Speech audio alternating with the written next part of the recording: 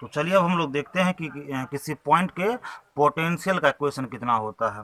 तो यहाँ आपको एक पॉइंट ए दिया है, इस पॉइंट ए पर प्लस क्यू चार्ज दिया हुआ है और उससे आर दूरी पर एक पॉइंट बी है और हम लोग को इसी पॉइंट बी पर विभव का मान निकालना है। ठीक है, तो हम लोग जैसा डिफिनेशन या परिभाषा में पढ़े थे कि इलेक्ट्रिक विभव हम लोग किसको बोलते हैं, तो अनंत से इकाई धनावेश को विद्युतीय क्षेत्र के किसी बिंदु तक लाने में जो कार्य करना पड़ता उसी कार्य को हम लोग विभव कहते हैं। तो उसी परिभाषा या डेफिनेशन के अनुसार क्या होगा, हम लोग विभव का फॉर्मूला ज्ञात करने वाले हैं।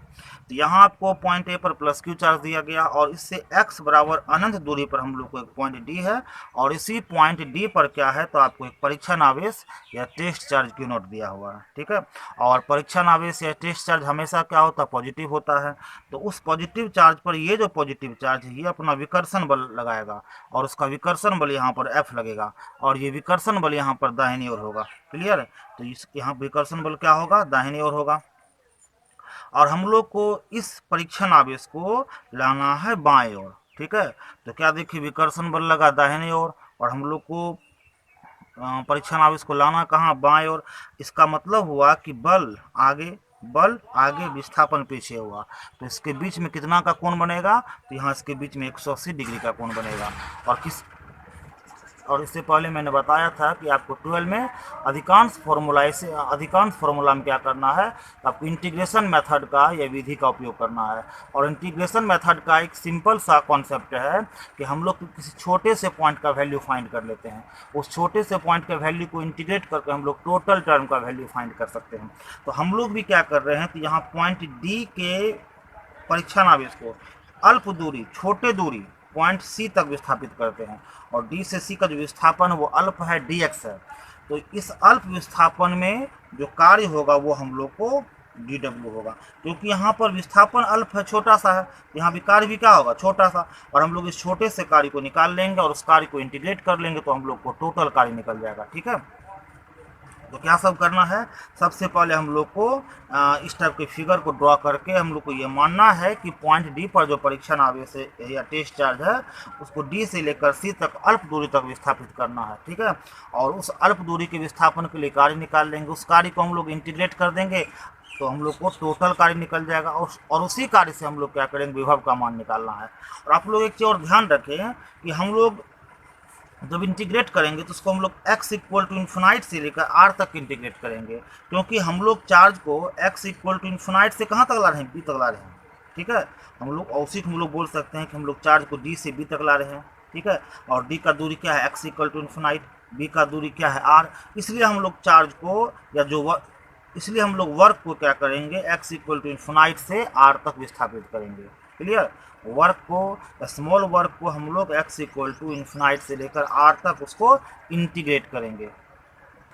तो किसी भी फॉर्मूला को प्रूव करने से पहले हम लोग को उस फॉर्मूला का इंट्रोडक्शन या परिचय लिखना पड़ता, तो उसी परिचय को मैंने यहाँ पर लिखा है और उस परिचय में मुख्यतः मैंने उसी बात को इंगित किया है, लिखा है जो आपको यहाँ फिगर में दिख रहा है। तो फिगर में क्या सब दिख रहा है, तो उसके अकॉर्डिंग मैं बोल भी रहा हूँ। और माना कि प्लस क्यू आवेश पॉइंट ए पर स्थित है जिससे x इक्वल टू इन्फिनाइट दूरी पर एक पॉइंट डी है, इस पॉइंट डी पर एक परीक्षण आवेश क्यू नॉट है, इस परीक्षण आवेश पर प्लस क्यू आवेश के द्वारा लगने वाला बल कैपिटल एफ हो गया। ठीक है, और हम लोग को उस परीक्षण आवेश को पॉइंट बी तक लाना है, तो पॉइंट बी तक लाने में किया गया टोटल कार्य डब्ल्यू है और पॉइंट बी पर का विभव भी है। क्लियर, फिर हम लोग पैराग्राफ चेंज करके लिखेंगे, पुनः माना कि परीक्षण आवेश क्यू नोट को डी से सी तक विस्थापित करने में अल्प विस्थापन डी एक्स होता है और अल्प कार्य डी डब्ल्यू होगा। ठीक है,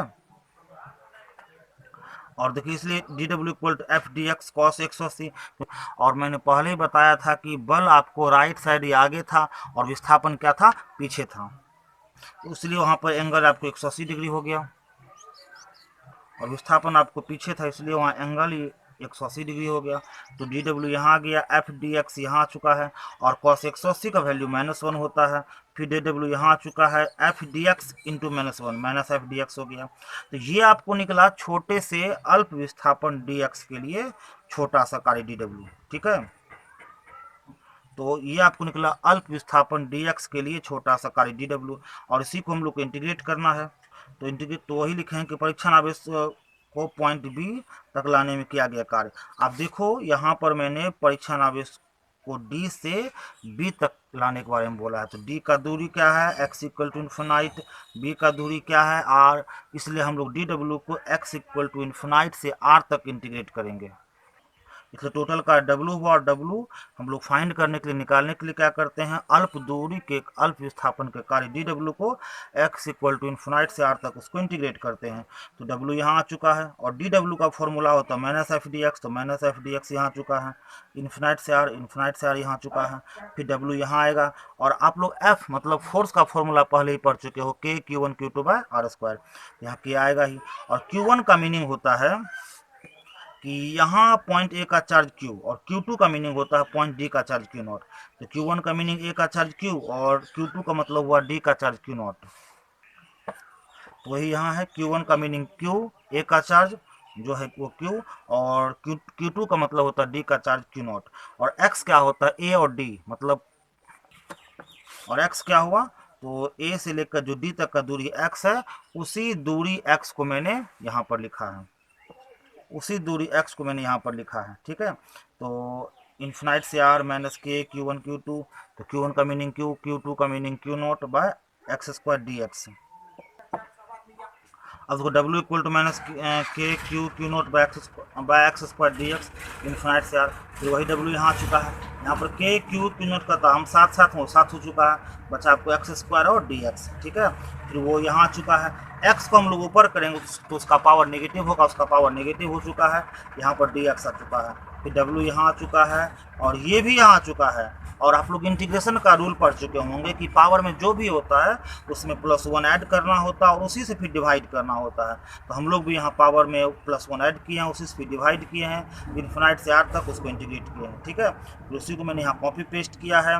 फिर -2 + 1 -1, -2 + 1 -1, और उसको हम लोग इन्फिनाइट से आर तक इंटीग्रेट कर लेंगे। ठीक है, और देखो आप ये माइनस माइनस यहाँ क्या हुआ, प्लस हो चुका है। ठीक है, फिर के क्यू नॉट यहाँ आएगा ही, और यहाँ पर जो ये नेगेटिव पावर था तो वो नेगेटिव पावर यहाँ आ चुका है, और मैंने पहले ही बता चुका है कि ये माइनस माइनस यहाँ प्लस हो चुका है, इन्फिनाइट से आर यहाँ आ चुका है। अब देखो यहाँ पे W यहाँ चुका है, ये भी यहाँ चुका है, और x पे पावर -1, x पे पावर -1 और r पे पावर -1 का मीनिंग होता है वो 1 के बाय में आएगा, और ये भी 1 के बाय में आएगा। फिर W यहाँ आ चुका है, ये भी यहाँ आ चुका है, 1/r यहाँ आ गया, और 1/इन्फिनाइट का मीनिंग होता है 0, तो वो 0 आ चुका है। फिर W, और यहाँ के क्यू नॉट बाय में आ चुका है r। ठीक है, तो ये हम लोग को निकला है, वर्क डन का वैल्यू निकला है। और हम लोग पहले ही पढ़ चुके हैं विभव, इट मीन्स V का फॉर्मूला होता है W/Q नॉट, तो उसी विभव के फॉर्मूला V को मैंने यहाँ लिखा है W/Q नॉट। अब देखो V यहाँ आ चुका है, और W का फॉर्मूला हम लोग यहाँ पहले फाइंड कर चुके हैं, के क्यू नॉट बाय आर, तो k q naught by r, by में यहाँ पर आ गया क्यू नॉट, तो ये क्यू नॉट कैंसिल हो गया, बचा के क्यू बाय आर। यहाँ जो ये के क्यू बाय आर हुआ, तो यही आपको विभव या V का फॉर्मूला हुआ। और आप एक चीज़ गौर से देखो, मैंने मिडल स्टेप से अप्रॉक्स में लास्ट तक मैंने पॉजिटिव लिखते आया। ये पॉजिटिव लिखने का रीज़न यही है ताकि आप समझो कि ये जो मैंने पोटेंशियल फाइंड किया, विभव फाइंड किया है, ये विभव या पोटेंशियल मैंने सिर्फ और सिर्फ पॉजिटिव चार्ज का निकाला है। मैंने क्वेश्चन में पॉइंट ए पर +Q चार्ज लिया था, जब क्वेश्चन में पॉइंट ए पर +Q चार्ज था, पॉजिटिव चार्ज था, तो उसका विभव भी पॉजिटिव निकला। ठीक है, यदि पॉइंट ए पर नेगेटिव चार्ज होता तो यहाँ पर विभव भी नेगेटिव आता। इसका मतलब ये हुआ कि पॉजिटिव चार्ज का विभव हमेशा पॉजिटिव होता है और नेगेटिव चार्ज का विभव हमेशा नेगेटिव होता है, जो मैंने यहाँ पर लिखा भी है कि पॉजिटिव चार्ज का पोटेंशियल पॉजिटिव होता है और नेगेटिव चार्ज का पोटेंशियल नेगेटिव होता है।